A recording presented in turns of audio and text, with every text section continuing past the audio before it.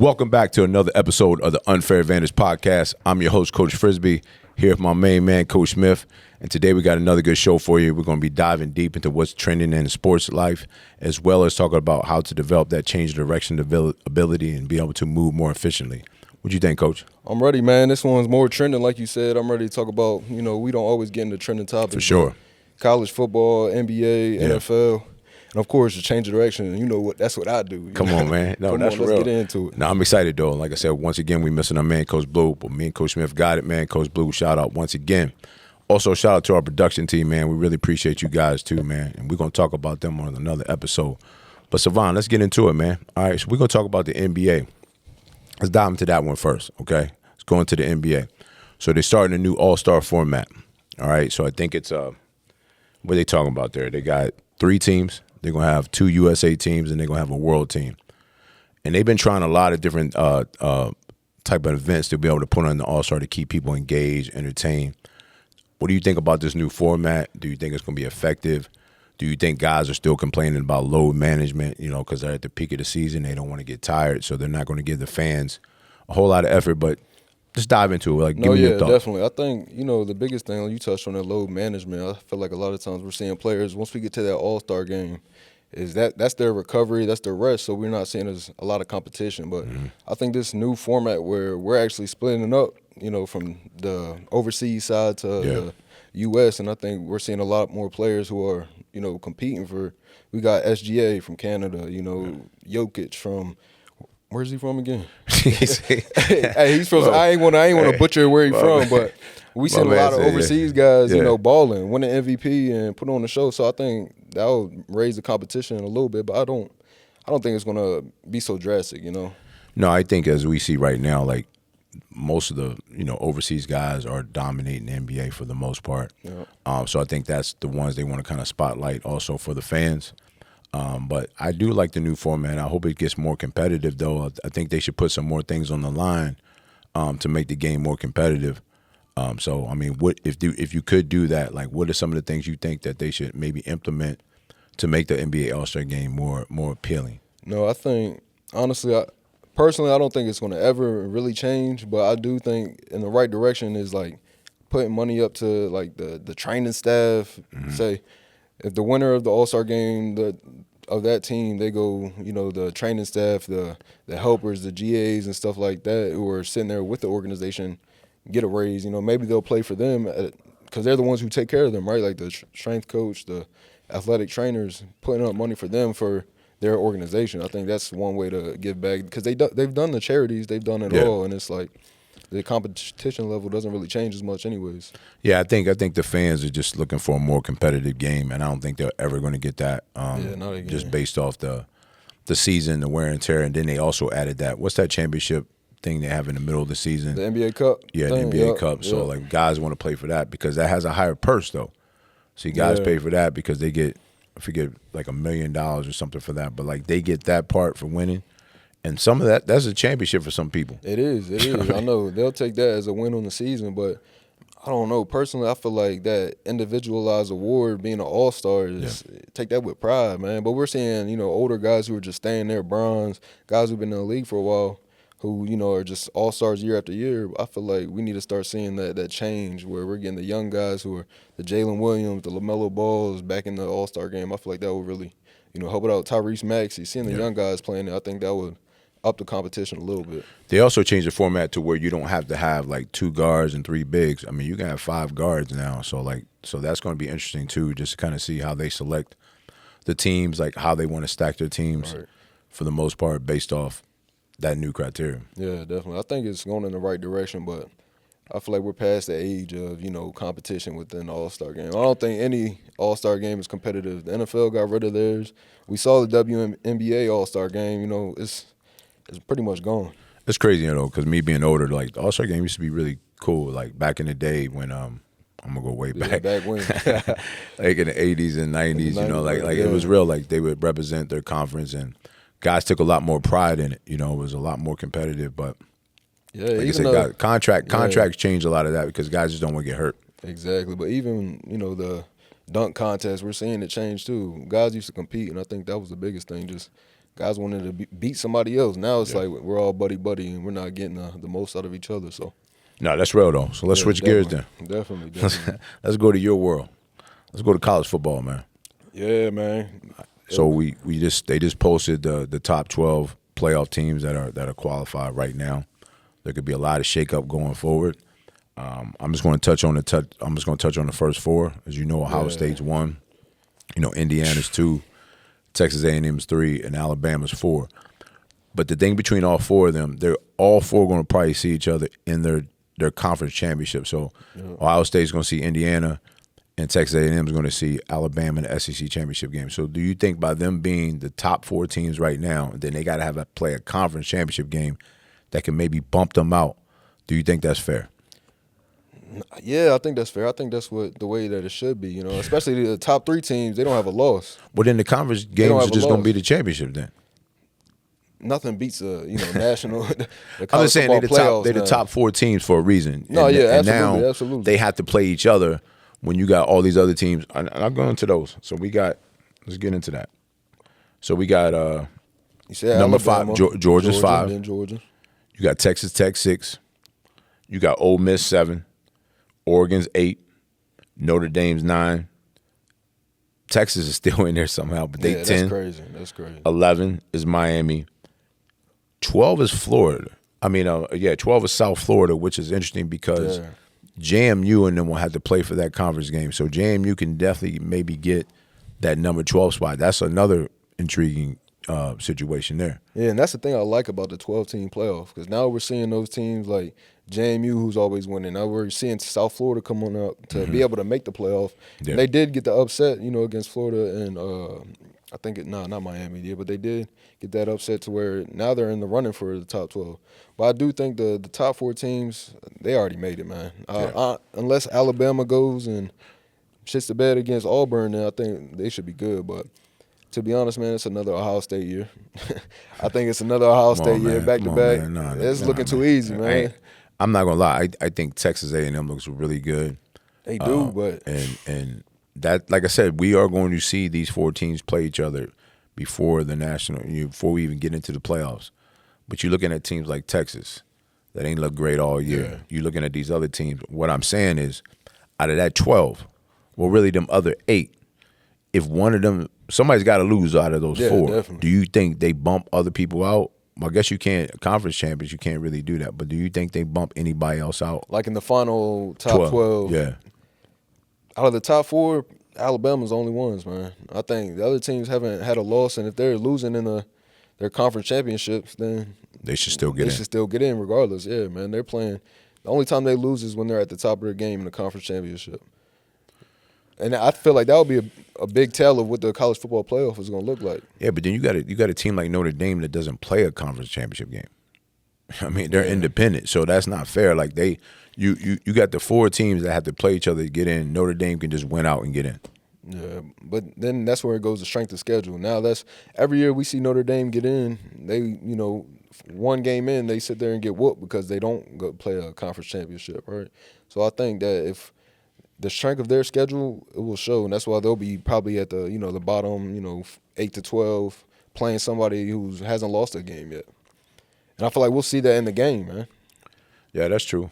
I mean, that's the biggest thing I love, the change from 4 to 12, man.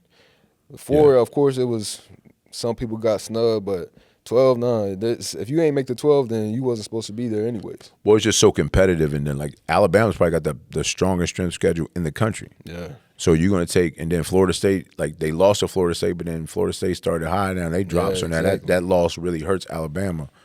But they beat like 4 ranked teams in a week. I mean, in 4 weeks in a row. They getting ready to play Oklahoma this week. Yep. They still got Texas. They still got Auburn. They got all these dudes on the schedule. And if they lose in this top 4 thing, you telling me you gonna bump them out? I'm gonna bump them down to about 8, but not 12. They're not outside the 12, man. Okay, so you're gonna keep them. They're in not 12. outside the 12.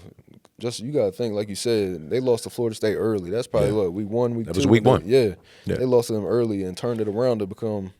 I think they're 9-1 or 8-1 right now. Yeah. And they're number 4 for a reason, man. Yeah. The way that they're playing, the strength of their schedule has them there for a reason. So I think if they lose in unless they, give one up Lose against conviction, Auburn. yeah, that's what I'm saying. If they lose to still got- Auburn, it's going to slip them down, but I don't think it'll knock them out.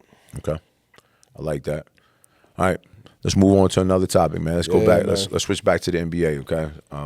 Oh, you want to go back? You an NBA type of day, man. It's just, I like it. Nah, it's just a lot of what's going on right now in the NBA. Nico Harrison. Oh, this guy, man. So, former GM of the Dallas Mavs was fired. He got popular knowing for trading Luka away. Yep. Give me some feedback on what you think about how the firing went. Do you think it was necessary? Let me know that. Yeah, I think it definitely is necessary, man. You give away Luka, who's a young guy already putting up MVP like numbers, right? And I feel like you gave him up for somebody who is always injured in AD, and he's at the end of his career. You can kind of see it. And he did get lucky. Man. How you signing AD off, man? Man, he's at the end of his career, man.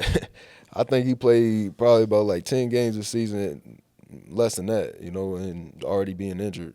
But I do think, with him, he got lucky with the Cooper Flag, the first pick. Yeah. He got lucky with that. But that kind of saved him and prolonged his firing. But I think he should have did it in the summer. He should have been gone in the summer, man. Okay. Let's see how we got there, though. Right. How do you even think we got to Luka even getting traded? We need to have that You gonna discussion. so you're going to put it on Luka? No, hold on. Come on. I see where you're going with this now. saying. So what they visualized, that Luka at that time, yeah, he was taking him to the Western Conference Final and all that, but like Every year. they seen a decline in his physical fitness. What that maybe put us some red flags that this new, if he doesn't take care of his body, he's gonna start becoming injury prone like a AD. You know what I mean? Because it didn't look like he wanted to quit.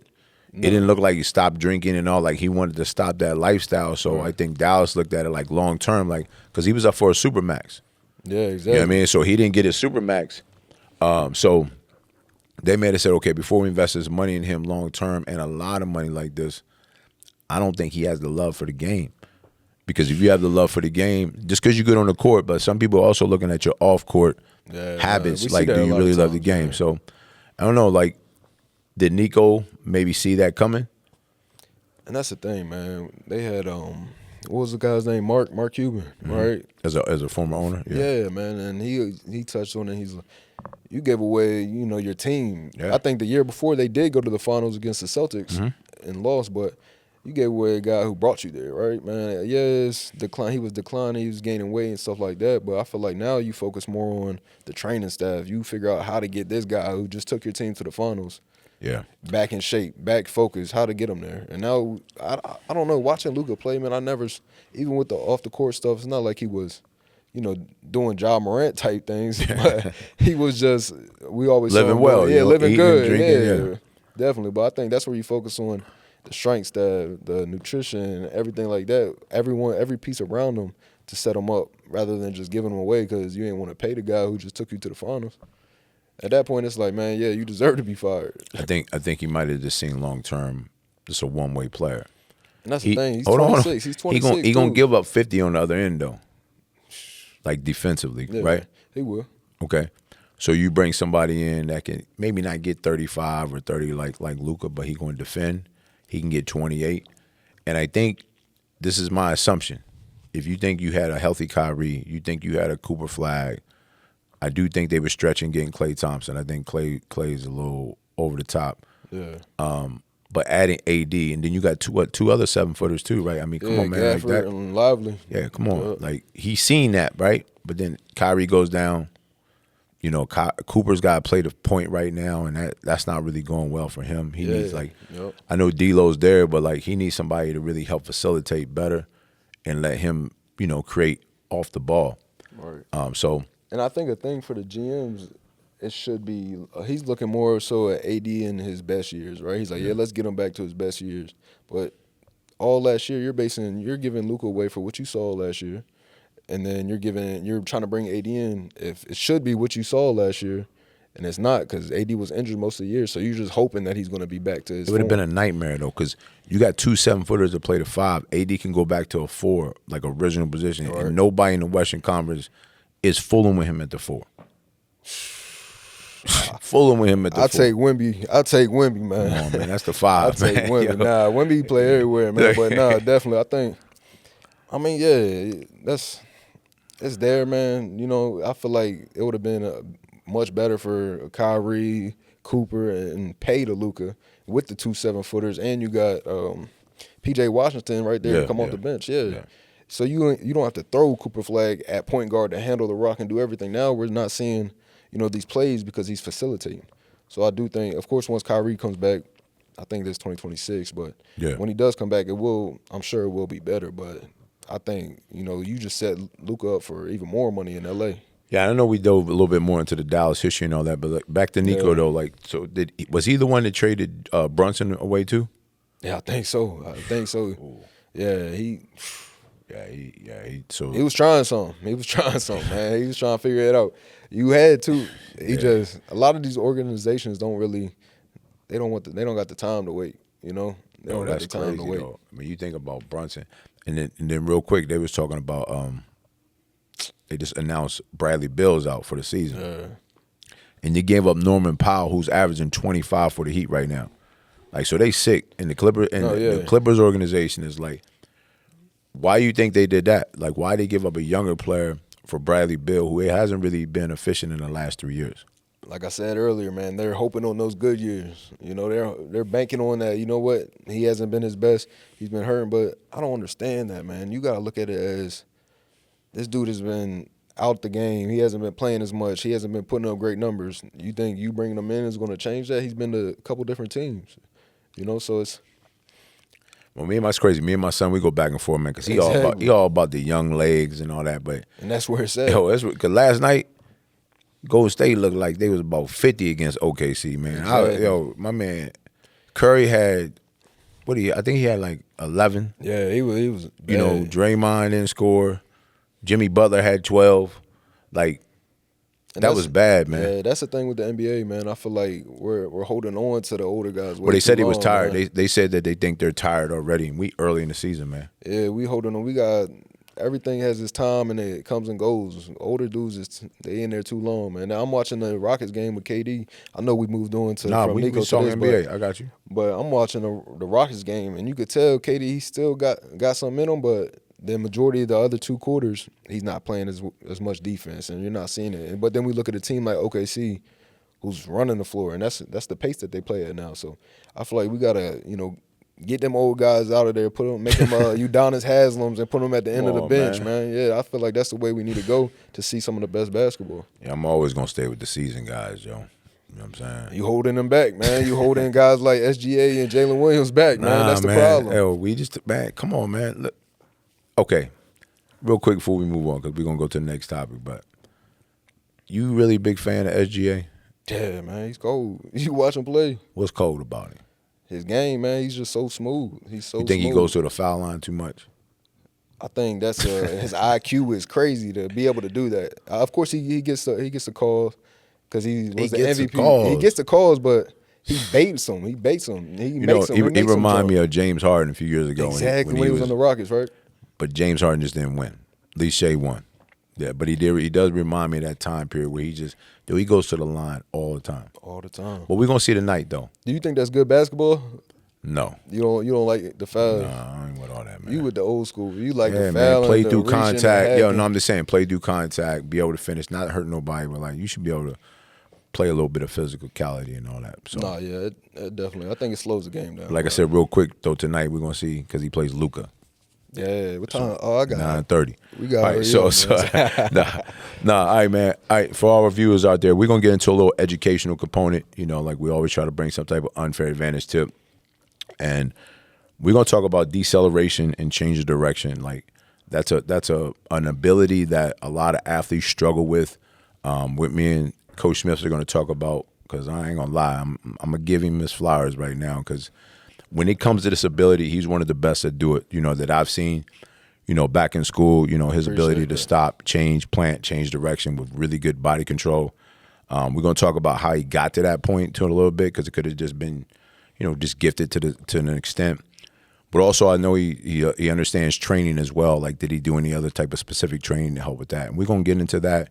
and how to train and be more efficient in that change of direction. So, Coach Smith, talk a little bit about what you did well, dog, for real. Yeah, man, that was my bread and butter right there, man. Yeah, for sure. Honestly, my biggest thing, when I was little, man, I never liked getting hit. I wanted to play soccer. My dad put me on the soccer field at first, man, and that's where I learned, just using my feet. But then eventually I started, loving football. And my biggest thing was not getting tackled. And the only way to do that is make someone miss, start, stop, accelerate, decelerate, and it changes the game. It's your pace. Oh, my gosh. So, and I think that's the biggest thing sometimes that we don't see as much. We've seen a lot of contact.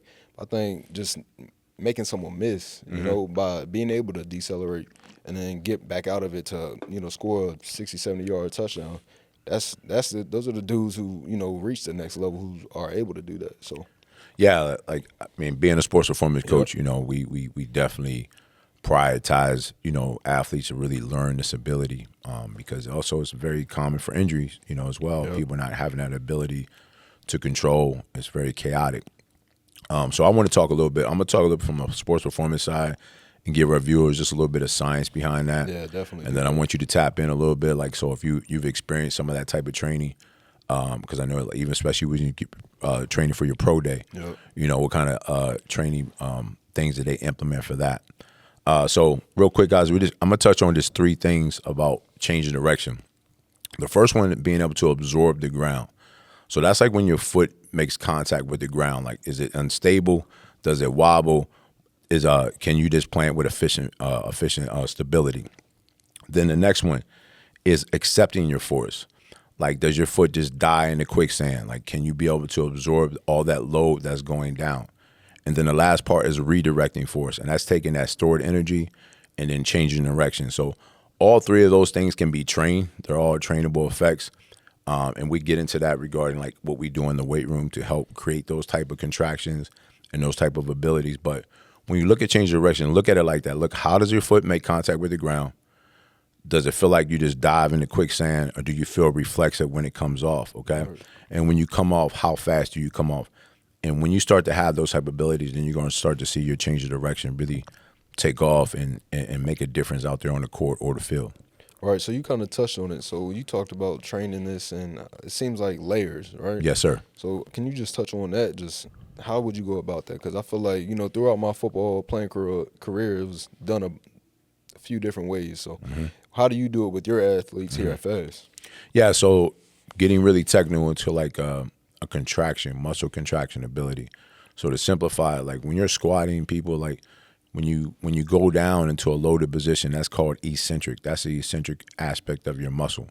And then when you come back up, that's called your concentric.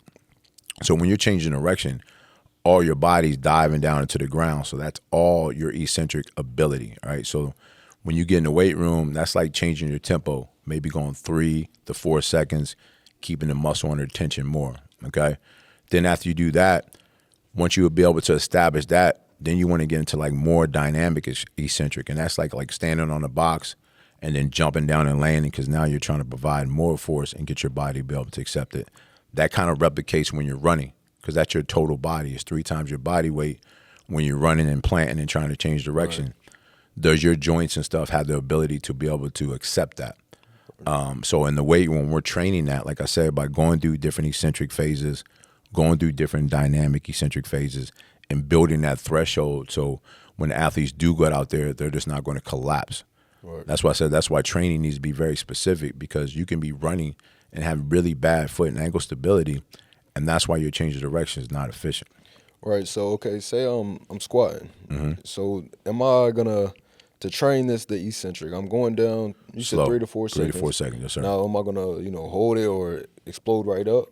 Yeah, and that, once again, that's phases too. Like, do you have that control at the bottom? Like, that's going to be the first part. So we'll probably establish that first. And then once you have that control at the bottom, then we will probably require a reflex that we want you to fire right back up.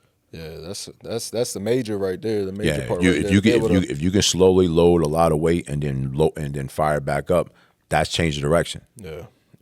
What's that? You got the little cord attached to the squat rack. I want you to touch on that a little bit, because that's what we did, man. We're training after my pro day. I came in here at FAS and was working, and that's all we're doing, just working, accepting, forcing. Yeah, we talked about this like way back in our earlier episodes, but when we get into like, it's called the force velocity curve. And what happens is when we get into like bar velocity training, that's what you're talking about, like how to move weight really fast, but having a tool that can measure that, okay, in milliseconds. So like what Coach Smith's talking about, like, so we would take and find a weight that he can move maybe 1.0 millisecond, 1.1 per millisecond on the weight. That's going to transfer to what he does on the field. Because if he's moving weight at a faster pace and he can accept that load, that's what he does on like I said, on the field. That's why all strength training doesn't transfer to speed. Yeah. Some guys just lift slow all the time and under tension slow, and they never tap into the bar velocity type of training modalities that you did when you was training for your pro day, because they're trying to heighten your nervous system. They're trying to get you to be able to respond to heavy load and absorb it and then redirect it as quick as possible. That's sprinting, that's jumping, and that's all the things you do when you're at a combine. Yeah, man. Just touching on it sounds like I'm back in my pro day training for, from January to March. That's all we did, especially, you're hitting the vertical. You need that. The 5-10-5, you got to get out of your break to get back down the line. In the 40 in your start, that's getting out, the explosion getting out. So yeah, I feel like that's definitely, you touched on everything that I did. We would do deadlifts. We would do the deadlifts with the eccentric down. Hold at the bottom. Hold at the bottom. Yep. And then even the depth drops. Yep. They lived in those. You like to do those, or you're more like, what is that between just box jumps? Like where? Yeah. So the difference between those two, like a box jump is you're pushing on the ground to go to a higher thing.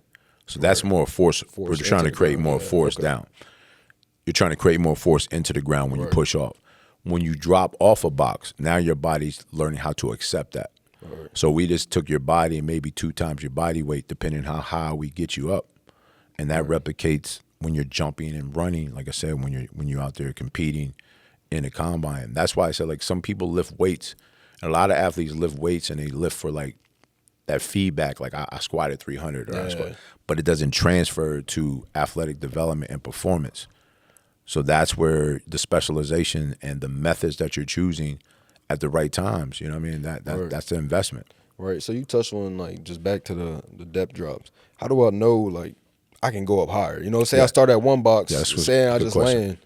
How can I go up to 2 boxes? Yeah, so the biggest thing we're gonna look at is how you accept the ground. So when if you jump from a certain height and your knees just collapse and your feet collapse inward, then that's too high. So you're saying inwards, like they dive in? Yeah, they dive in. Okay, and towards each other, right? Towards each other. Okay, and then is there anything with our that's feet? a natural movement, dude. Yeah, they're going to invert as well. You know what I mean? So your feet need, like, when you're accepting, everything's going to collapse in. But once again, we're trying to establish a better ability, though. Like, can we handle more force? We know this is going to happen, but can I raise a threshold of this body positioning through strength training, through plyometrics? I know it's going to happen, but can I get better at it? No, yeah, that makes sense. We did a lot of that too. We would pair it with, depth drops right into a fast squat jump, right from touching the ground. So adding that squat jump is just, redirecting, right? Because you showed, I guess, from the box jump, from the drop, you showed absorption, a good absorption ability. So then he just added in the concentric aspect because you was able to accept that. So now let's add the reflex. Yeah, we lived in that, man. If you training for something to get explosive. Yeah, because when you run, you got to think about how hard your foot is hitting the ground running. Yeah, no, exactly. And if you can't accept that, and that's when you're talking about energy coming up through your system. Your foot, is your foot accepting it? Are you losing weakness in your knee, your hips? All those things can start to deteriorate while you're sprinting. Right. You know what I mean? And then that's when, you're going to start finding out what is the limiting factor in my 40. It's going to come from one of those phases. Right, but I'm assuming that it's like you just squatting is not going to get that stronger. What are some, workouts that are going to make sure my foot doesn't collapse or my knees don't collapse either when I'm doing when I'm running? Yeah, the squat's going to help you. You got to have strength, though. Right, yeah. You got to build. So that's your strength part. That's where you're going to accept load to your tissue. But I'm not saying, like, when you're running, your squat's not going to help you on, your foot from collapsing. From collapsing, you definitely want to start doing more, like, you want to start isolating things in your body. Right, okay, you know what I mean? And start paying more attention. So if I need better dorsiflexion or plantar flexion, I need to give that more attention. Right, you know what I mean? But we don't do that. We chase the weight room. and we don't pay attention to all those other factors that could be affecting me. Right. So to answer your question, yeah, I would do like a lot of isolated foot drills. Then we would just make sure you got really good knee flexion and extension. Then we got to make sure you got good hip flexion and extension. You know what I mean? As well as your external, internal rotators. So all those, like your ankle, your knee, and your hip, they all have to work together to an extent to be able to create the power. And if you have leakage in any of that, right, that's where you're going to start to lose your speed and your power. And that's where it's at. You talked about just isolating on. Yeah. Everybody focuses on the big lifts, you know, the numbers, man. It's the little details of, you know, strengthening your ankles, focusing on the boring things, focusing on your knees, your hips. That's what really, you know, separates your 40 times, your verticals and things like that. So, that's why testing is important. Exactly. Like having objective data and measurables, because like I said, like, you know how many guys walk around and say they run a 4.5? Yeah. Like, that's just a common number. Yeah. You ask somebody, will you run a 40 in 4.5? Yeah. You're like, dude, have you really ran exactly. under lasers at 4.5? Because I seen that on the NFL Combine, so like that's crazy. But that's perception, you know. And then you got a lot of kids that really hit the weight room hard. They go through high school and they try to go to these combines, and you was one of them, you know. And you start to look at, man, my 40 ain't changing at all. I put on 100 pounds of strength.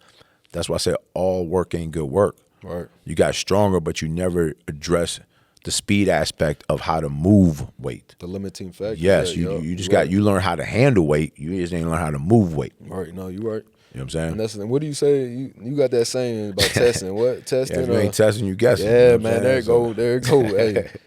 Yo, you crazy, man. Tap in with fast, man. Right? Yo, you crazy, man. So listen, man. Hey, we gonna get into NFL picks, man, because Hold on. You got your unfair advantage for the week, because I do think he ain't write it down, man. No, I do got it. Oh, you do? Let's go. Okay, let me. What you did last week. I always gotta read it off. All right, man. Just so for the listeners, if you watching, man, ignore the phone. My unfair advantage tip for this week is, man, speed without control is chaos. Master the stop and you master the movement, and that's just the unfair advantage, man. That's what I've built my game on, getting out of breaks and getting open. My tip is just gonna be what you said. If you ain't testing, you guessing. Yeah, I like that. I recommend all athletes out there to find some type of testing protocol to see where you're at athletically, you know, because all work ain't good work, man. So a lot of the stuff that you're overstressing, you're out there training, you're really trying to work hard, but then you also spending time in physical therapy because you got shoulder issues and things because you're just pushing hard and not understanding. I recommend you start testing, man, for real. Definitely, man, definitely. This week with the NFL picks, man, I want to kind of dive into it, man. Yeah, I want you to announce them too, though. Nah, yeah, I'll take over, man, because I got to touch on this one. Oh, man. Let me start with the record. You know, Coach Frisby, 128 and 127. I'm now on the positive. Yeah, you on the positive, man. I told y'all last week, man. Y'all better tune in if you want to bet with my picks, man. Don't do that, man. See, yeah, take his picks, not mine. Mine's 120 and 135. Wow, you getting worse. Yeah. Hey, last week we went 8 for 14. You getting worse, bro. Yeah, I'm just saying though, you getting worse. Hey, you could have done better if you would have chose your Dolphins, man. I'm gonna choose them this week. We in Madrid. We in Spain playing the Commanders. I wouldn't do that. Yeah. So two of us out of his comfort zone, man. Beat the bricks off the Bills. I know. All right, let's go ahead and get into it with the first picks, man. This Thursday night, we got rivalry. Who we got? Jets, Patriots, man. I'm gonna go Patriots. They 8-2. Yeah. I got Patriots too. What you think about Drake May? You been seeing him? It's MVP. Mike Vrabel should be up for Coach of the Year too. Yeah, he definitely should to bring them back from last year. But I do think he's in the MVP conversation for sure. I got the Patriots. Okay. Starting Sunday, Spain early game. We got Commanders versus Dolphins. I know. Dolphins. I'm back. Nah, they put all their effort in the last week. You don't even know who's starting for the Commanders this week, man. They got so many people out. It don't matter. You don't even know. It don't matter, man. Name me 3 receivers that's playing Sunday for them. All we need is the ball in the air. I don't know the receivers, man. I'm just not taking the Dolphins. I can't trust Tua, Samuel's man. out. I can't trust. You might have Ertz. We got Debo. No, he's out too.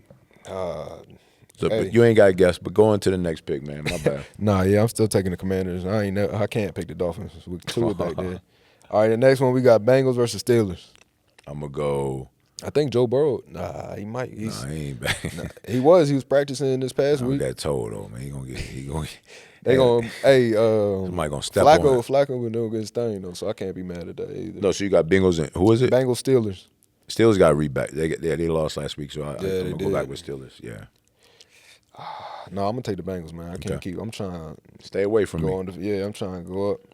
Then we got the Chargers versus Jaguars.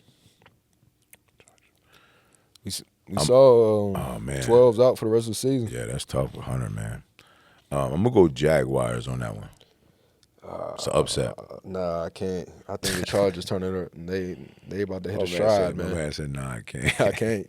I'm gonna take the Chargers, man. Next we got the Buccaneers versus the Bills. That's gonna be a good one. No, ain't gonna be a good one. Josh Allen coming back, nah. yo. After they done lost to the Dolphins. I'm going Buffalo. Yeah, I'm gonna have to go. I gotta go Buffalo too, man. There you go. After losing, but the way they played the way they played last week, man, that shit, I don't know. Slide on over. Then we got the Bears versus the Vikings. Big rivalry always. Bears and Vikings. I'm gonna go. Man, that's a tough one, but the Bears been winning though, man. I'm gonna go Vikings on that one. Yeah, that's what I was waiting till you said. Cause I'm gonna go Bears, man. I hope you ain't take the Bears. Then we got the Texans versus Titans. That's a game.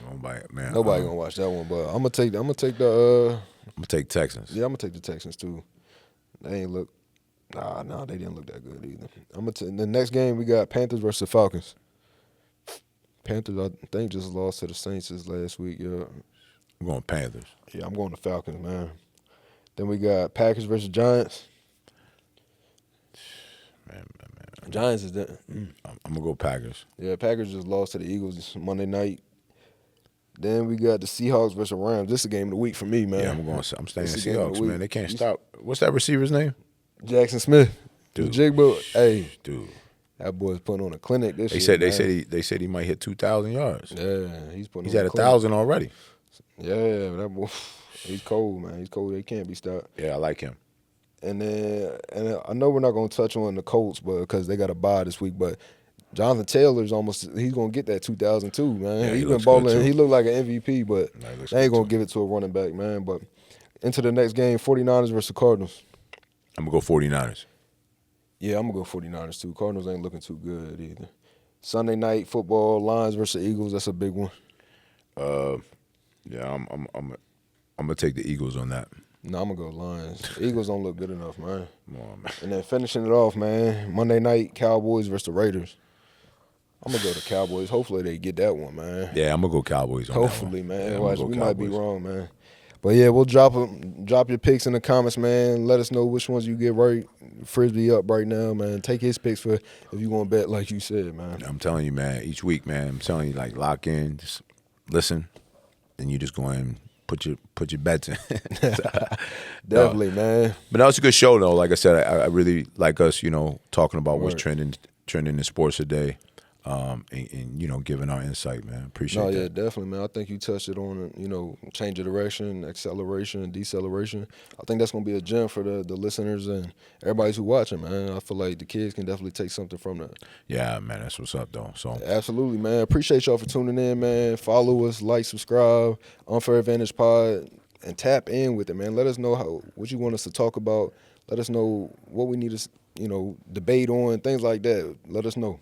Yeah, so since Coach Smith read his, I'm gonna read this. So it says, when the chaos hits, stay composed, stay consistent, stay committed.